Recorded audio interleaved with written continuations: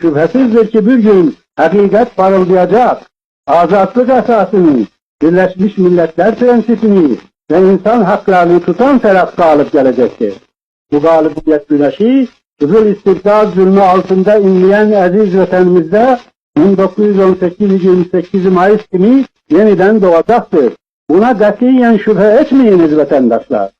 Üç renkli istiklal bayrağını göçlerinde gezdiren buradaki vatan ailesi bizlerden, orada her cüre korku ve tezyiq altında dertleri istiklal eşkiyle çırpınan azadlık ailesi sizlere candan selamlar gönderir.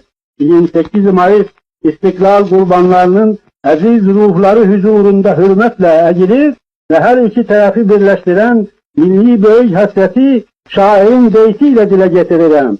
Sen bizimsen, bizimsen, durdukça bedende can, yaşa, yaşa, çok yaşa, ey şanlı Azerbaycan.